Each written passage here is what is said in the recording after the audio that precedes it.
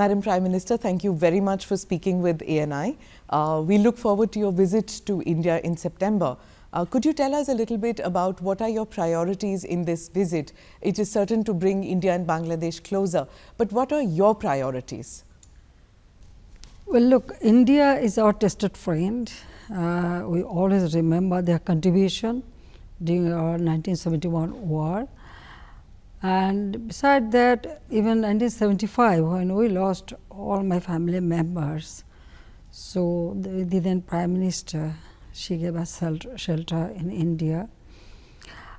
Beside that, you see this two countries, we are neighbor, close to neighbor, and I always give importance and priority to friendship with our neighboring country, because I feel that this friendship will give us, it is not only leadership, no, it is for the people.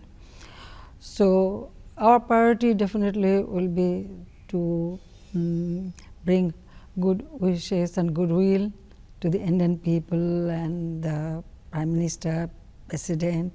You have new elected President also, and how to improve our business, trade, and our bondies, that is important. And my visit, it is important, and I really thanks to Prime Minister Modi and also your Honorable President, both of them visited Bangladesh. When we are celebrating our Father of the Nation birth centenary and also our independence, 50 years of our independence day, and our friendship with India.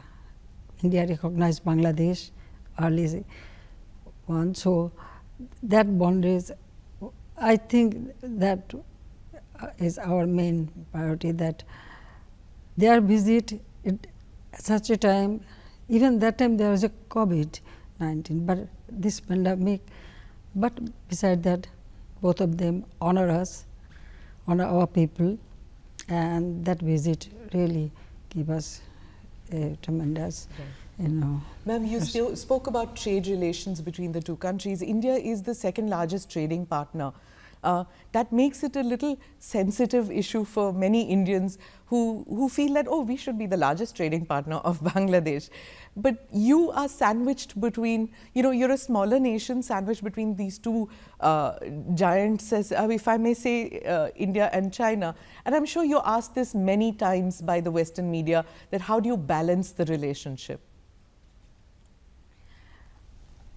Our foreign policy is very clear.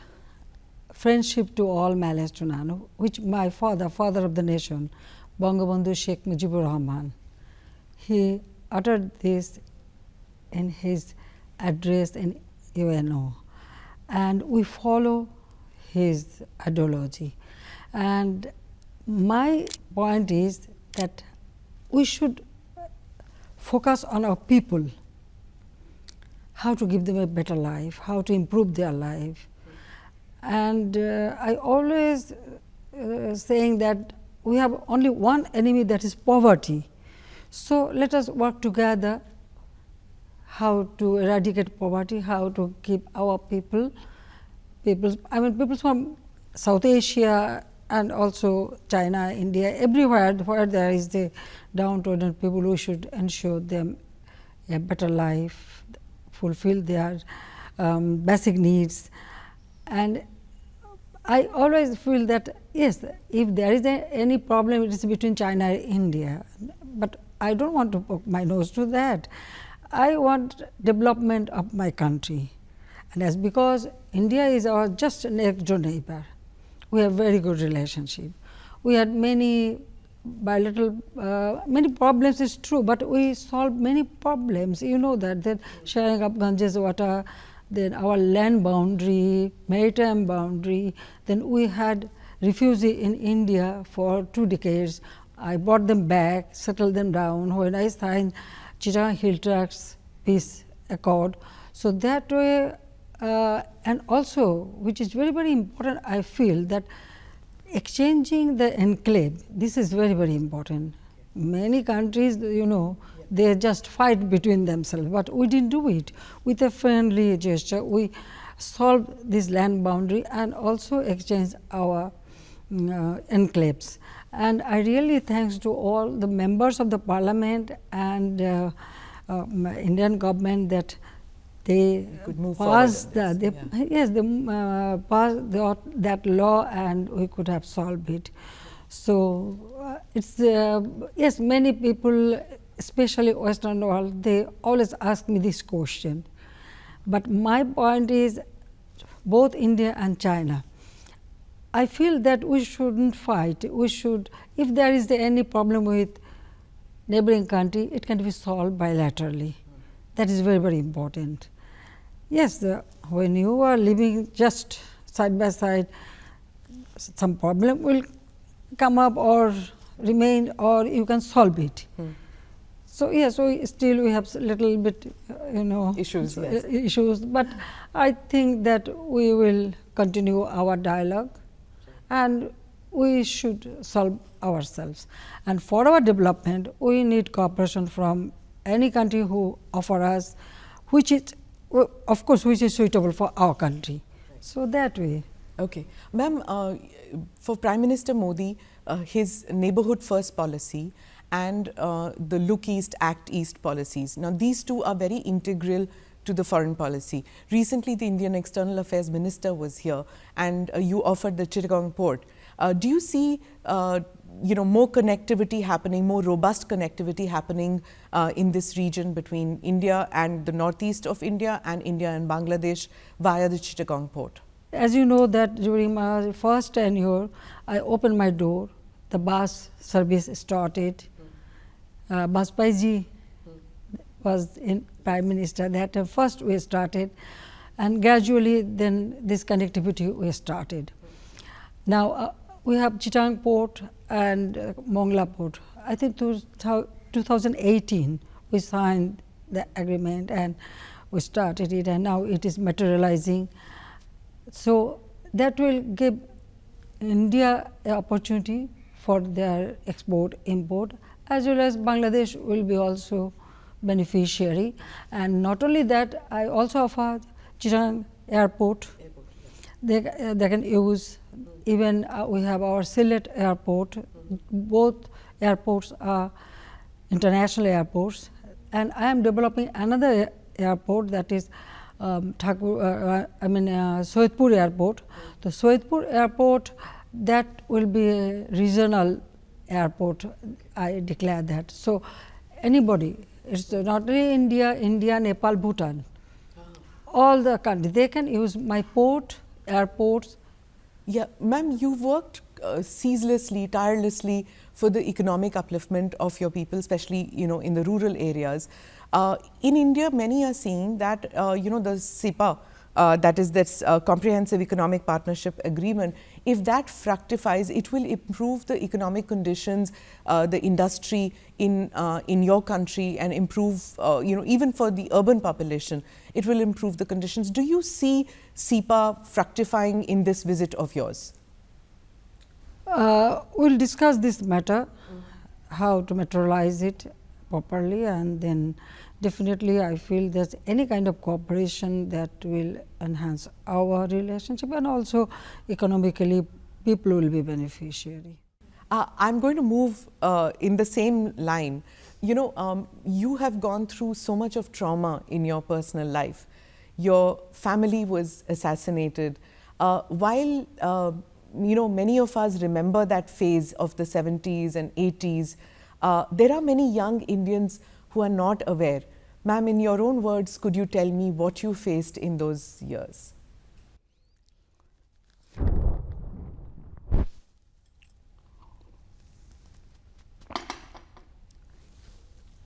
1971, when war started, my father was arrested.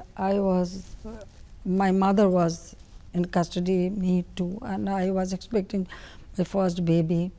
But I thanks to India government, India people, India, they supported our War of Independence. War of Liberation. They not only supported War of Liberation, also they gave shelter our refugees all. Then comes 1975. It was so suddenly it happened. Only 15 days ago, my sister and myself, we left the country. I went to Germany, where my husband, he was the nuclear scientist. He was doing his post PhD research there. So we just went there just for few days, couple of months. But suddenly, I'm sorry to interrupt. What was your last meeting with your father before you left?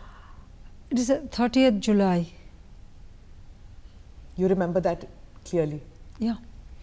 Your mother and father? Mother, father, everybody. Brothers. I was to as because my husband was abroad, so I used to live in the same house. So that day, everybody was there. My father, mother, my three brothers, two newly wedded sister-in-laws. Everybody was there. So all of siblings and their spouse, they came to the airport to see us off, and we met father and mother. That was the last day. Yeah. Then 15th August in the morning, we heard this news, but we couldn't believe it. It was really unbelievable that any Bengali could do it. And still we didn't know what really happened. Only there was a coup, and then we heard that my father was assassinated, but we didn't know that all the family members were, they were assassinated. But that time, Mrs. Gandhi immediately sent information that she wanted to give us, security and shelter. So we received, especially from Marshal Tito from Yugoslavia and Mrs. Gandhi, and we decided to come back here because we had in our mind that if we go to Delhi, from Delhi we will be able to go back to our country, and then we will be able to know how many members of family still alive. How do you cope with that, ma'am, to know that your entire family is wiped out? It's a very difficult time. When I heard this news, the ambassador, Germany, Mr. Humayun Rashid Chaudhry, he called me alone and then he told me. For a few moments I didn't know where I was, but I thought about my sister. She is 10 years younger than me, so actually I thought how she will take it. It is so difficult for her. Then when we returned to Delhi, at first they put us in a house with all security because they are also worried about us. Did you feel that you could be a target at that stage?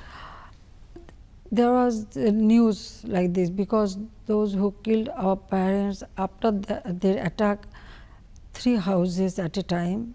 To find you? No, to kill members, like my father's sister, 2 sisters' house, and they killed family members simultaneously. How many members were killed, ma'am? Almost 18 members, and some mostly my relatives, and then some maid servant, their children, there were some guests, my uncle. So it was to see that nobody from Bangabandhu's family ever comes back to power, right? Exactly. My younger brother was only 10 years old, so they didn't spare him too. So when we returned Delhi, it was perhaps 24th August. Then I met Prime Minister Mrs. Gandhi, she called us, and so there we came to know that nobody is alive. Then she made all the arrangements for us, a job for my husband, and this Pandara Road house. We stayed there. So first 2-3 years, actually, it was so difficult to accept this. My children, my son was only 4 years old, and my daughter, she is younger than him. Both of them used to cry to go to my mother, my father, and they used to remember my younger brother mostly. So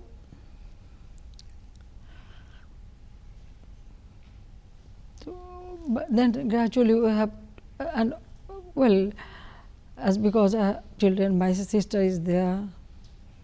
So this sorrow, pain, it was very difficult, but still we have, well, we have to think what to do. We should do something. We cannot live like this. And this crime not only killed my father, also they changed the ideology of our liberation war. Everything just one night, everything just changed. And those killers, they are haunting us. That they are trying to find out where we are. So when we live in Pandara Road, even we couldn't. Our name was changed in Delhi, in Pandara. In Delhi, yeah. So you lived under a different name also. Different name.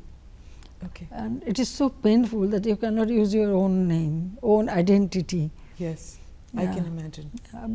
Because of the security purpose, they did not allow us. So nobody from Bangladesh came to meet you in those years? At the beginning, almost all, because of all my family members, those they were not allowed to come. Well, those who survived, and within this, like my auntie and my 2 cousin sisters and one brother, they got bullet shot.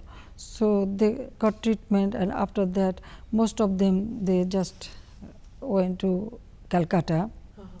But first 2-3 years, we couldn't meet anybody. You were in India from 75 to 81. 81. It is many say that people came to you and said you should come, and they kept asking you to lead the Awami League and to come back to India, come back to Bangladesh. But you were hesitant. You didn't want to get into politics at that stage. It was too traumatic. No, actually, what happened? Almost all the members, those who betrayed, beside that, other were arrested. And then you know what happened. There was another coup in 3rd November.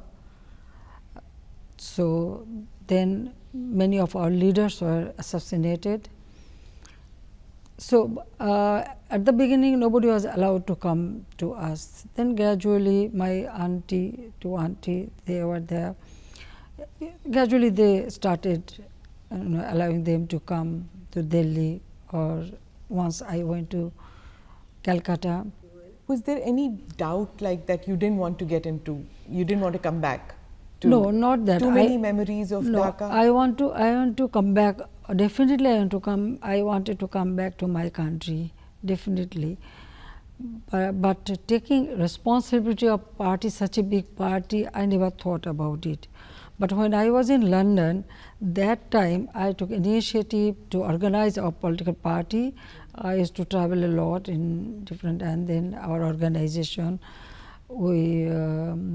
I work with our local in London. There are a very big community, the diaspora. I work with them and organize political party. And their first time I appear before people, I address a public meeting in York Hall, 16th August 1980. There we demanded the trial of The killers. killers. And 79, my sister, she went to Sweden.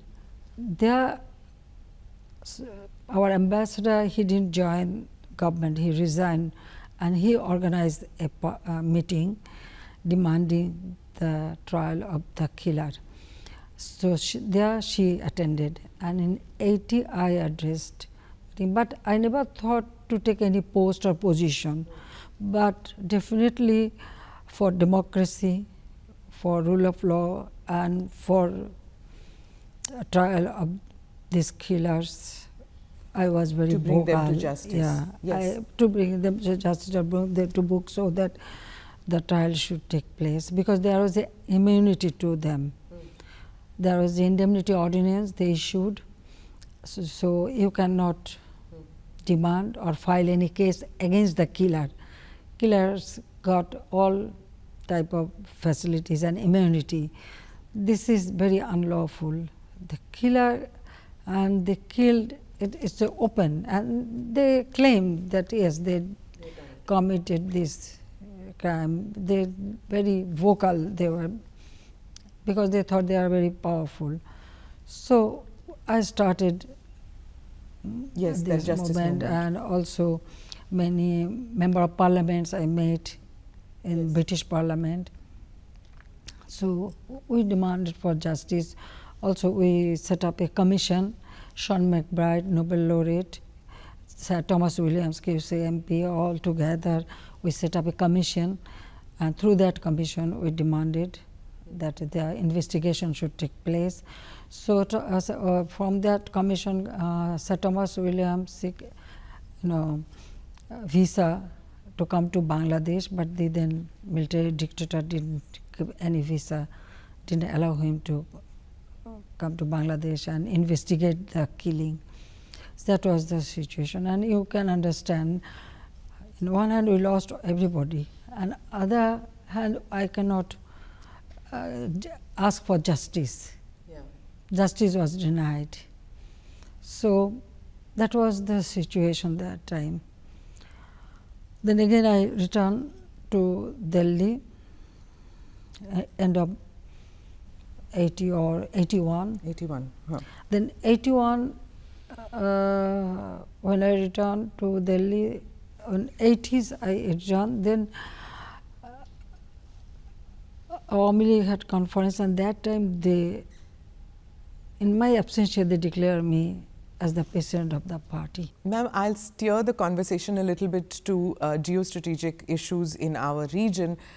You are well aware of what happened in Sri Lanka, and there are many observers who say that Bangladesh should guard itself from similar situation, whether it's a Chinese debt trap or whatever.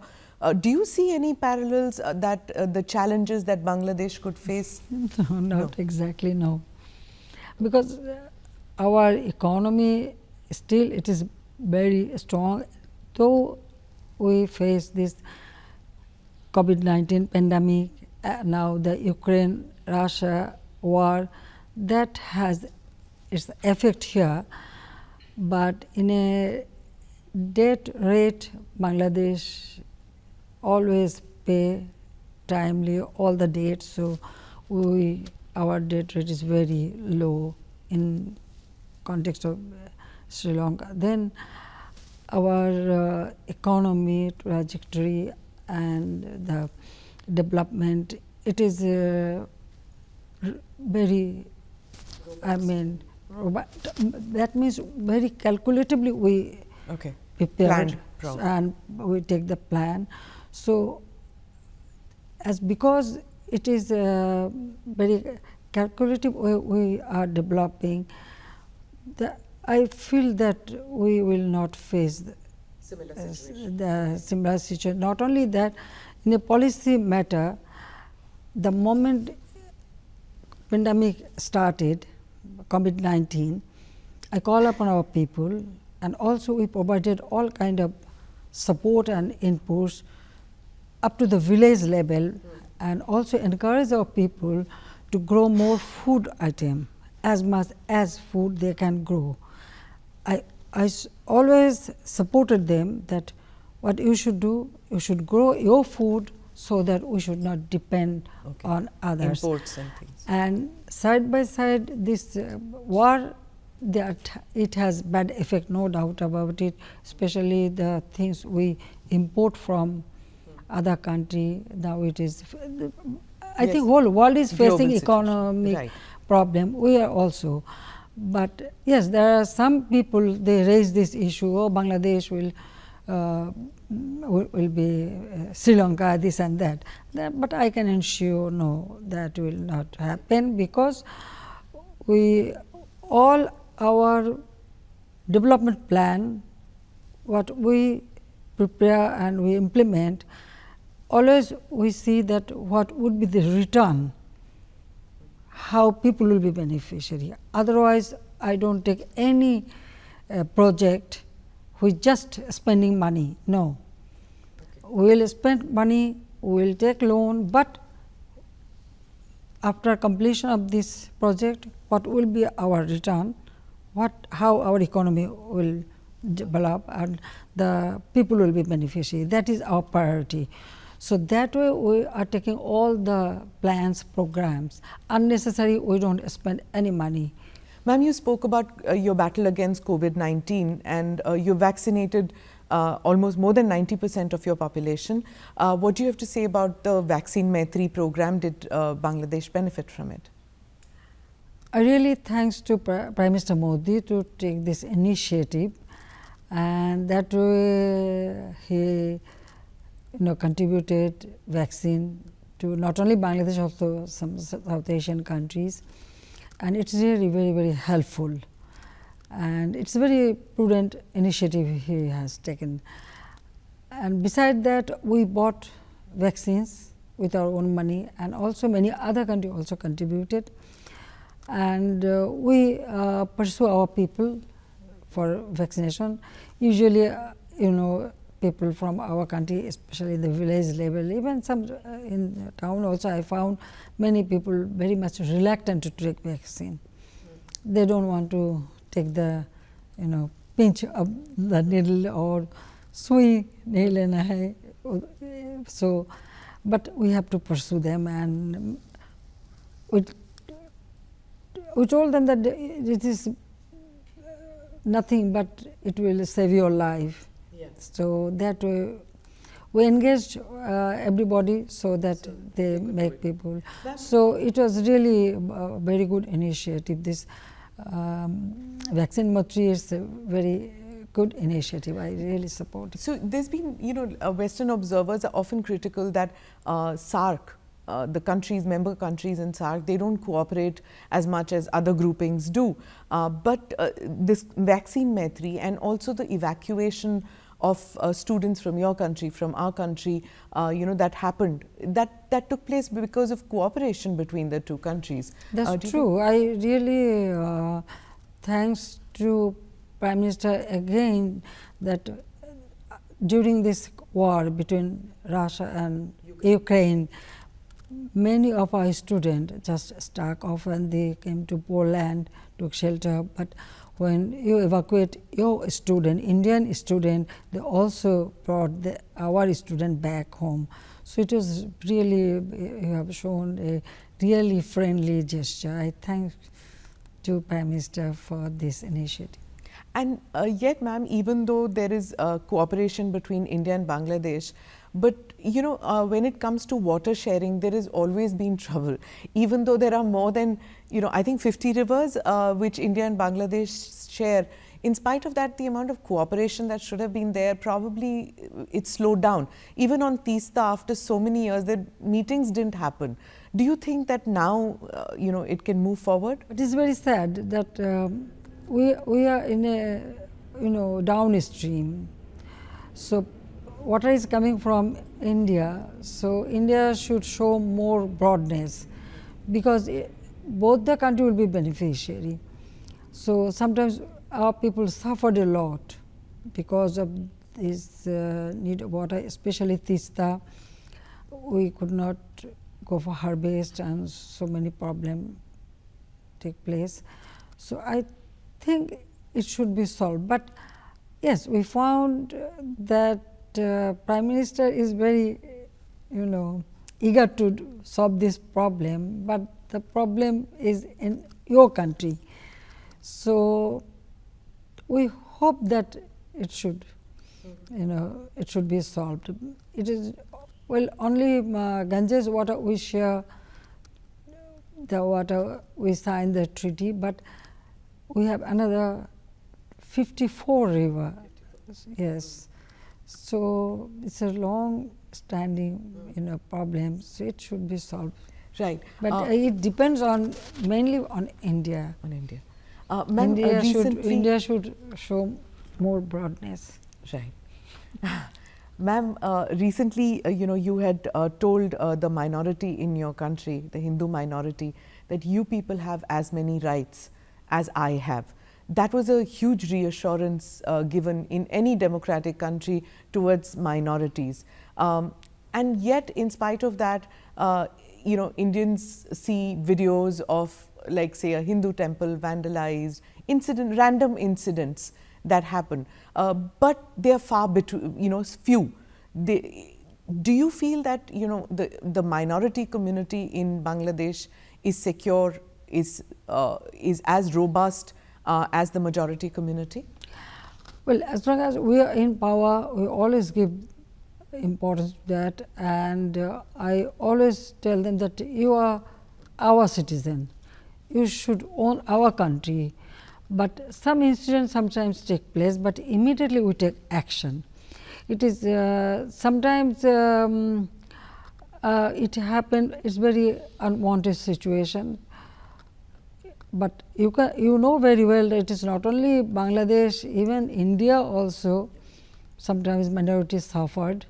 So I think that both the countries should show their magnanimity, and our part, Bangladesh is a secular country, and we have many religions here, and the religion harmony is here very much. So one or two incidents when it takes place immediately, especially my party people, they are very much cautious about it, and also my government, we immediately take action.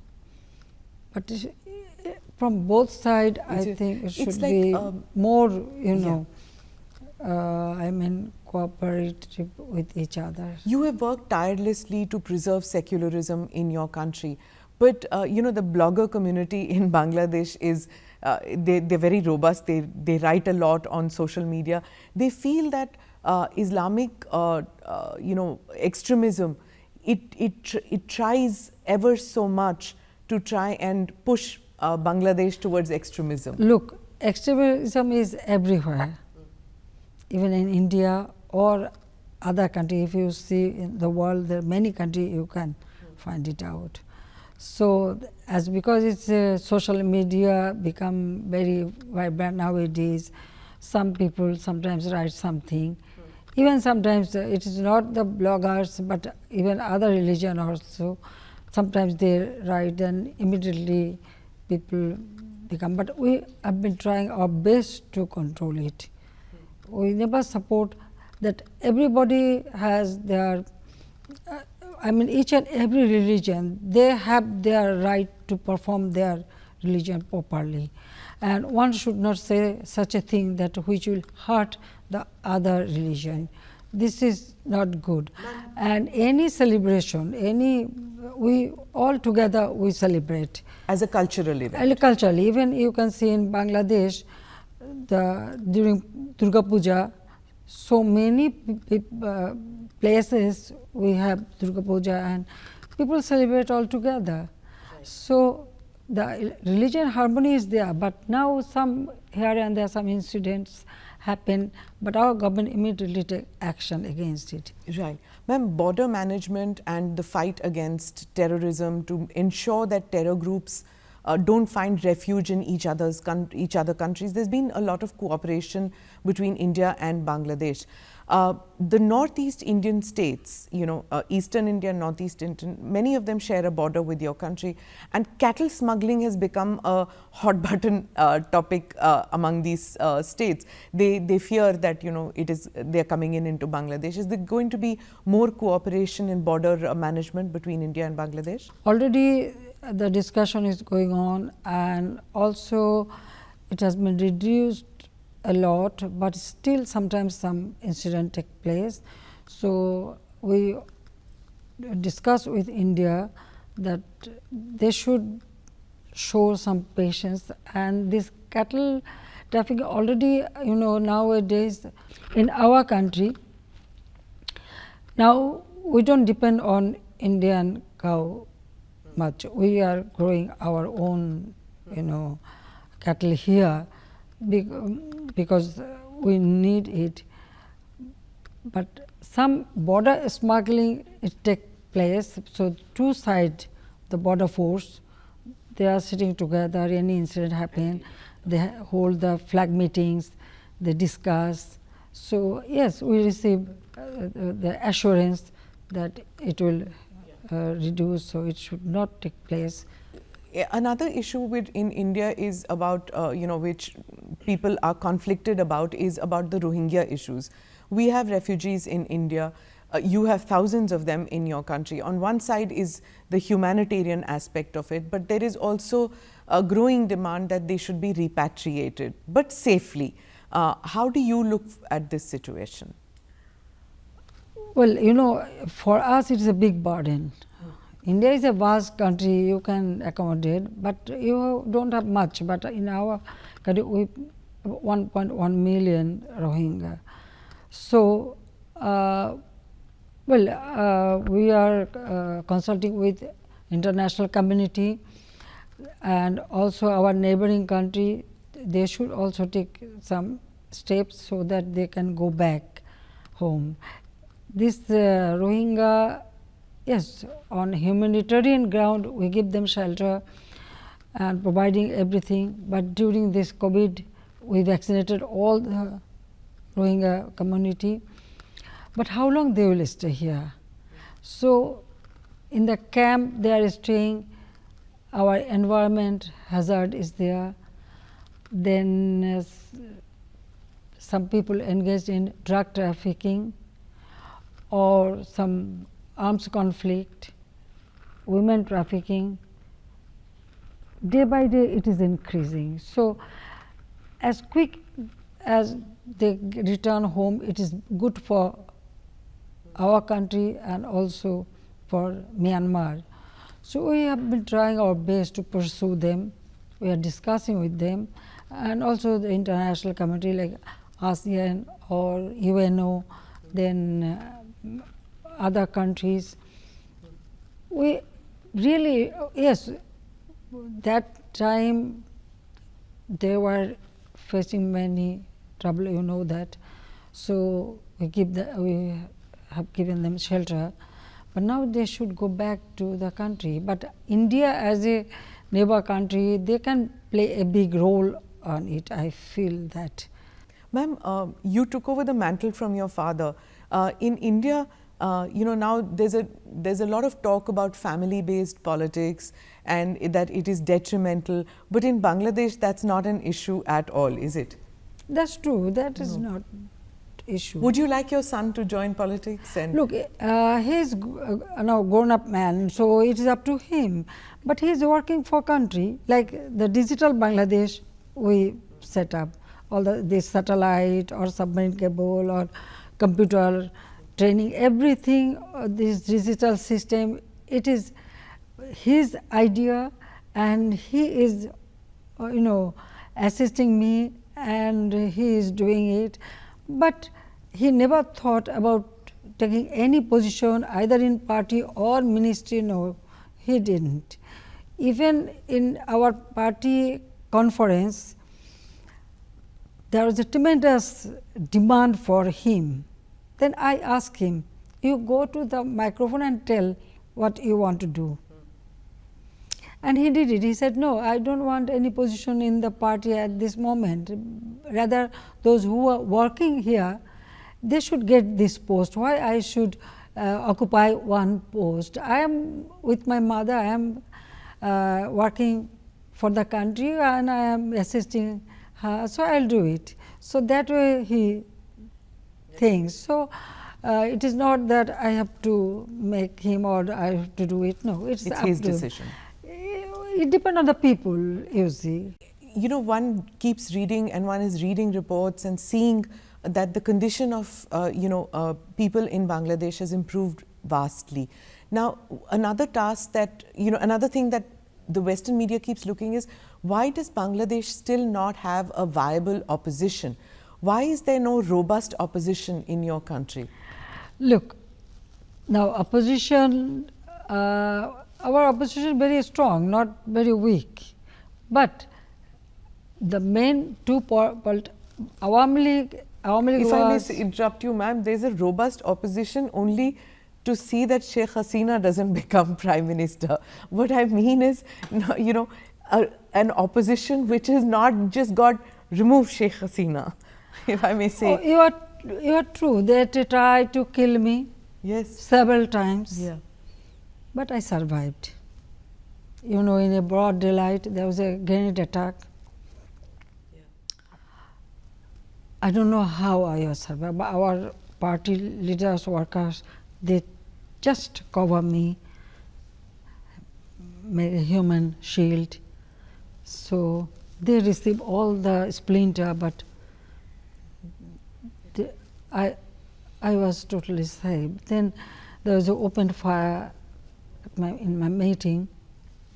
I survived. They placed a huge bomb in my meeting place. Somehow it was discovered by just a simple person, a tea man. Yeah. So I survived. I don't know. It's you can ask God, Allah. Allah is helping me, perhaps, or maybe Allah has given me some job to do. But point is about opposition. Look, in our country, like BNP Jatiya Party, both the party was formed by a military dictator. First they took over power, then they become politician and just change the dress and become political leader, and they form government when they were in power. So, sitting in power, when anybody form any party, usually they don't have that connection with the downtrodden people, common people. But Awami League is a party, you can say that is the in subcontinent, Awami League is the oldest political party. That 1949 this party was formed. So, we have our actually our main root and our main power is our people.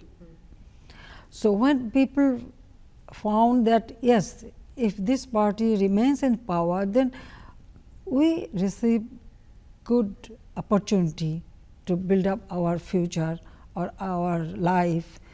So, that is the main thing. During my tenure, the country becomes self-sufficient in food. We distribute free food. Our social safety net, all the widow, oldest people, disabled people, we pay allowances for them. Landless people, they are getting house, they are getting primary, health care free of cost. Then for education, within 2 miles we build up the primary school, all government and private all. Then I open up every sector in the private business. So, private business I am giving all kind of incentives because I want to create job opportunity. So, there is nobody in the opposition then who can promise or want to do what you are doing. Isn't that the case? Well, if you go through our history, you will see that when other party was in power, what was the situation in the country? Just to remain in power, keeping or grabbing the power, they killed our party leaders, workers. Yes. There were coup d'etat in this country almost 19 to 20 times. They kill people, they throw bomb or they set fire in the train or private car or CNG or rail, everywhere they killed people. That is their, movement in opposition. So when people see that they are killing innocent people in the name of movement, then why they should support them? And during that time, the corruption, all through their corruption, they made lots of money. So then the terrorism, can you imagine that in this country, one day, within 1 hour, 500 places bomb blasted. Serial blasts. Yeah. So that way, all the misrule and misdeed and terrorist activities and corruption, nepotism, so people rejected them. Right. That is the main. But when Awami League again came back to power, we work for country's development. We didn't indulge in taking revenge or anything. All our energy, our power, everything we use for development the country. The connectivity, which is very, very important. Now, without you asked me about Sri Lanka's condition. Now, I can tell you that Bangladesh, we built up Padma Bridge with our own money. We didn't take any money from anybody. So now I showed the people that yes, if we wish, we can do it. Thank you so much, ma'am. Thank you very much.